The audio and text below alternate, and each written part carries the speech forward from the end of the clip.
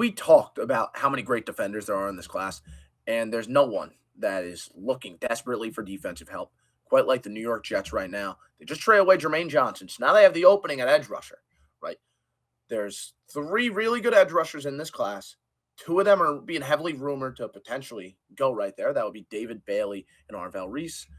And then Ruben Bain, I think you should throw him into the discussion because I think he's a better player than David Bailey, at least.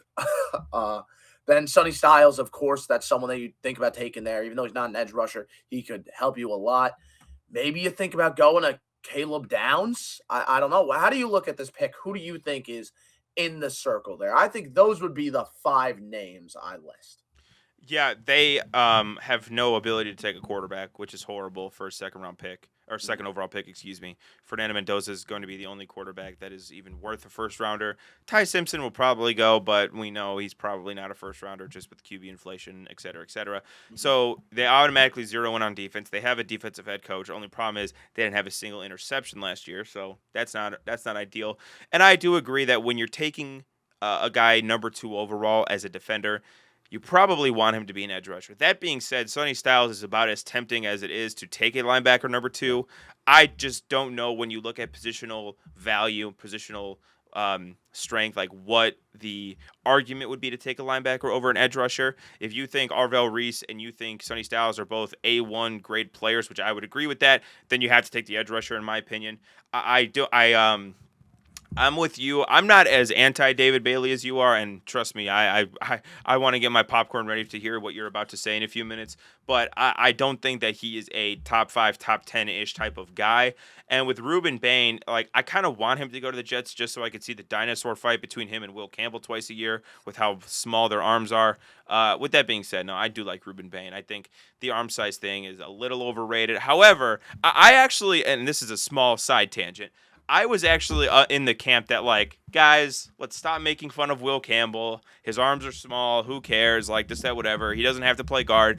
And then I'm watching him, like, through the second half of the season in the Super Bowl, and I'm like, man, this guy could use arms that are a few inches longer. I'll tell you what, because the way he sets and the way he attacks is of a guy who has long arms, and he doesn't, and so he gets beat all the time, and it was poor technique paired with lack of also, really good defensive players on the other end. Like throughout the playoff run, yes.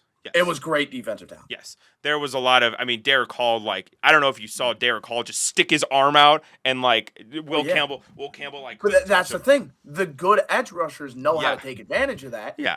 But the good edge rushers with short arms know how to work around not having it. So I do think, like, as much as not having long arms affects Ruben I think it's a bigger deal for O lineman is what I'm getting at. It's a bigger deal for the tackles. You're reacting. Because you are punching and you are reacting. And as a defensive lineman, I could just swipe your hands. Exactly. And so my hands could be short, but if I can get to your elbows, I could swipe your hands away. So to me, the Ruben Bain like short arms thing doesn't really affect me. This is a very long. It depends on the matchup. Yeah, on the matchup, right? If we're going to talk Ruben Bain, let's. It's not nothing. It's not nothing, but it's if you're playing against Trent Williams, right? Yeah. Trent Williams is more of an aggressive offensive lineman. He's going to get his hands inside. He's going to take advantage of having long arms himself. Yeah. But when you're playing against a more reactive player, I want to say Rashawn Slater. I'm not going to because Rashawn Slater also has short arms. Yeah. So I'll say Joe Alt. Joe Alt is a more reactive offensive tackle who's still outstanding. Yeah. But because of that, Ruben Bain is able to set the tempo of that matchup. So I think the more aggressive offensive linemen are going to be the players that Ruben Bain really struggles with, right? Because they are going to set the tempo of the matchup. They are going to control what happens and what moves Ruben Bain is allowed to work. Meanwhile, in some of these other matchups against, again, the Joe Alts of the world, he'll be the first one to really make a move. And Joe Alt is going to play off of what he's doing. So Ruben Bain can stay how he's comfortable. If you're going to have short arms as a defensive lineman, I better see some violent hands. And I think he has violent hands. I think that his hands are quick. His hands are violent. His motor is relentless. I mean, just watch Miami. He is just flying all over the field. I do really like Ruben Bain. I still think he's a top 15 pick. Probably just with the measurables, with the way that the combine went, probably you say Arvell Reese before. And we talked about early in the episode, his film is ridiculous. I mean, this is, He's the we could best. be looking at a guy who is, again, He's the best. similar in style to Eh, Micah Parsons. I don't think that there is an option for the Jets at 2 other than Arvell Reese, but yep, completely I agree. will say, I think their best course of action could be drop down about 3-4 picks. Just accumulate, because they have 5 first rounders in the next 2 drafts. They are not going to be competitive in 2026. I would say stockpile the farm. If you love Arvo Reese and you think this is a player that is going to like change your franchise, this is a Myles Garrett, this is a Max Crosby, this is a Micah Parsons level edge rusher, which again, I might actually agree with you. Maybe not to that same effect, but if you think that this guy, we cannot take the field in 2026 without Arvell Reese being a Jet, you take him. If you are just maybe a half tier below that level of love with him, I think you trade down 3 or 4 picks and you get some You know, similar, you get some you more know what assets. team I'm looking at? Washington. I think oh, you're saying Washington. I I think was Washington thinking could the trade up. Giants. Yeah, the Giants could do that. Losing Bobby Okereke, right? They're Yep. probably going to cut him, get another You 20 think they're million trading up cap for space. Styles? Yes. Interesting. I do, because I don't think you get him at 5. And I think they give up a lot. I do. Yeah, I mean, with John Harbaugh, they want to win. I think essentially, that's a very possible. I think that's a very possible thing. I didn't think too much about trading down. I'm not going to lie, but I do think you might be able to get a pretty nice. yeah, and I think they're in a rare position at pick 2 where Fernando's a Raider. We know this. Everybody who has watched football in the last calendar year knows Fernando's a Raider. You're in a position for the Jets where you basically have your pick of BPA, best player available. You can take whoever you want in the draft except Fernando. And I think that would be a very enticing trade proposal for a lot of teams, right? Do you want to go up and do you want to get a Sonny Styles? Do you want to trade up for an Arvell Reese? Do you love Caleb Downs? Have you watched any other teams but Ohio State? Like those are some of the questions we're asking. If so, why? If so, why? Like what the hell? Yeah. But like these are the things that the Jets have to offer. They're like, hey, take your pick of the litter. We'll give you whoever you want. And Arvell Reese is a guy who I think would generate them a boatload of picks. And again, if they're doing what I think they're doing and what they should do is breaking down this organization to the studs, which should start with the owner, but we're not going to get into that conversation right now. Breaking this thing down from the studs and just like biblical levels of greed when it comes to draft picks. Just accumulate as many draft picks as OKC in basketball. dude, yeah, and they're the best. And I don't watch basketball, admittedly, but they just won the championship, and they have still like a boatload of picks. Like there's some 12-year-old playing AAU right now that's going to be in the Thunder in like 10 years because they have 40 first-round picks in the next 5. Like it's ridiculous. So, I just think if you're the Jets, just punt on 2026, or like I said, accumulate more later in this draft. Give yourselves more dart throws. And get more draft picks. I don't think this team could have enough draft capital. So I would trade down, but my also good plan would be to take Arvell Reese. Yeah, and I agree. In terms of, we talked about Arvell Reese a little bit earlier in the episode, but I just think you look at Arvell and just the tape. I mean, I know he doesn't have that many reps at edge rusher, but when he's out there, he manhandles people, and he's at Ohio State. He's playing against good offensive tackles, right? It isn't like David Bailey. And this is the thing. This is what pisses me off. David Bailey versus Arvell Reese should not be a discussion. It's like when Travon Walker and Aiden Hutchinson was a conversation.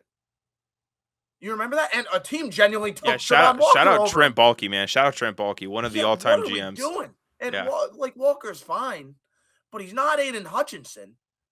But we get so caught up in, I mean, I would say upside, but Arvell Reese is the better athlete too. He has the better upside too. So would you rather, and this is honestly how I look at it, this is not exaggeration in any sense. Would you rather have the player who's a better athlete, is better against the run and better against the pass, played for Ohio State, like played with a very legitimate, prominent team. The only advantage for David Bailey is that he has better numbers. Arvell Reese's numbers are very good, though. They are very good. Would you rather have that guy or the guy who not only doesn't hold up against the run and is too light, but legitimately doesn't try against the run? It is like how people used to talk about Mark Gastineau in the 1980s level. Like he sees the running back at the football, he legitimately stops trying. He does not care. I've seen people legitimately say he's not even the best edge rusher on his team. And we are talking about the possibility of the Jets going with David Bailey over Arvell Reese at number 1. This is insanity. It's insanity. I don't get it. Again, David Bailey, his numbers were pretty good. You know, he was an efficient pass rusher. But watch the film. Please just watch the film and you'll see an edge rusher that is not very big, not very strong, but he's winning with speed to power against far inferior competition that is just tripping over itself. It's not him being this great player. It's just other players not looking great and him taking advantage when players don't look great. Arvell Reese, on the other hand, is a victim of not being a full-time edge rusher. But even though he's not a full-time edge rusher, I think his film is legitimately more refined than David Bailey's. I really do.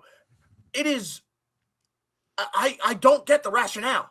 I really don't. I genuinely think if the Jets are going to go ahead and take David Bailey over Arvell Reese, it comes purely because they watched zero film and they just went with the guy with better numbers. I think that's what it has to be. By better numbers, you mean the better Madden rating is what you mean. Well, yeah, maybe. Honestly. Yeah. This is it's next level dysfunction. And the Jets would do this. The Jets would actually do something like this too. No, of course they would. I'll say a couple of things. First off, Mark Gastineau, elite pull. I knew you knew ball. Second off, do you remember the conversation a couple years ago? And this is a conversation that we had been having for a decade, where every edge rusher, corner, receiver, offensive lineman from the SEC, we would say, man, this guy was playing against the best of the best every single week. If you played at Alabama, or you played at LSU or Auburn or Tennessee, whatever. Well, the paragon has shifted. The Big Ten is the premier conference right now. I say this as an Alabama fan. The Big Ten is the premier conference right now.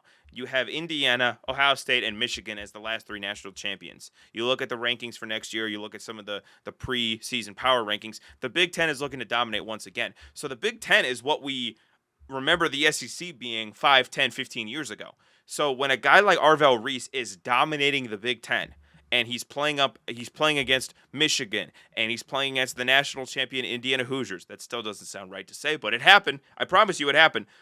When he's putting that up against those type of guys, like you can't just toss it to side and say, oh, it's he's going up against, mailmen and garbage men. Like this isn't a guy playing at Bowling Green who's dominating a 5'8" slot receiver. No offense to my 5'8" slot receivers out there. He's going up against the best of the best because the Big Ten now is the SEC in terms of talent, in terms of NFL readiness, in terms of competency in the coaching ranks.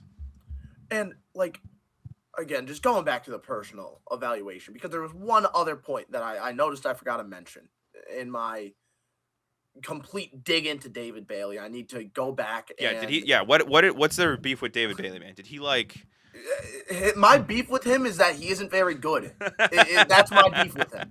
Yeah. It's just that simple. You just hate bad football. My draft. I do. I hate bad football, and you know what I hate even more? I hate low effort, and he's low effort. Yeah.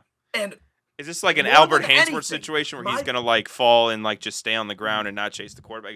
My least favorite players are the Chop Robinsons of the world, and Chop Robinson's a good player, but those guys that are so good against the pass, these pass rush specialists. I hate this wave of pass rush specialists going in the top 10. It pisses me off. Yeah, because. Look at Seattle. Again, let's just look at what made Seattle a great team. Mike McDonald said it. A big reason that they were able to go ahead and win the Super Bowl this year was because they were able to live in a too-high shell and still defend the run well. Dude, they destroyed people with light boxes. It was ridiculous. Exactly. They destroyed people. And that's because they don't have a guy like David Bailey getting creamed on every run play. That's because you have Boye Mafe. But hey, 3rd and 15, David Bailey would be awesome. But here's the other thing, too. Yeah. He's a 3rd down specialist, but he's honestly not even that good of one. Again, the numbers say he's great. I'm talking about the film, man. Yeah. When you look at the film, he's working speed to power, and he's not a powerful player. He's powerful at Texas Tech, playing college ball. But I'm telling you right now, at his frame, he is not beating people with the bull rush. It is not happening in the NFL. And he doesn't really have a crazy bag of moves. Yeah. He doesn't. Yeah. So would you rather have the guy who can only bull rush, but at least he's good at bull rushing, or the guy that can only bull rush, but he probably won't be good at bull rushing in the NFL? And again, And dude, the time the on guy who task can for bull rush Arvell is a Reese, better athlete. the time And on task for everything Arvell else. Reese is not even there. Like, we don't even know what his moves are because he hasn't even played edge that much. That's the scary Exactly. part. He's at the floor of what his like repertoire is going to be as an edge rusher. And the other thing, and I was reading just an article the other day, we've seen over the years, speed or power for an edge rusher. Power is the one that wins more often than not. Like, Yes. power is the more important trait. Arvell Reese clearly has that in spades. And again, I agree with you. I don't see the argument for David Bailey. No. I'm not even going to say he's maybe a first round guy. Probably a high second round is where I would take him. Maybe the He's Jets. going top 10. He shouldn't, but he will. Maybe I was It's about to say happening. maybe the Jets double dip and get Reese and Bailey. Like, that would be pretty sick. Falcons. Yeah, or like the Falcons or mentality. something. Even though, well, they're rookie edge rushers getting arrested at the NFL honors, so maybe they need another one. But that's I think kind of what we would do in terms of the Jets. But Patrick, there's another really big decision looming for a bottom feeder in the NFL, and this time it involves a quarterback. And that quarterback, of course, is Kyler Murray, and that bottom feeder is, of course, the Arizona Cardinals, who have a big decision looming with their former franchise quarterback.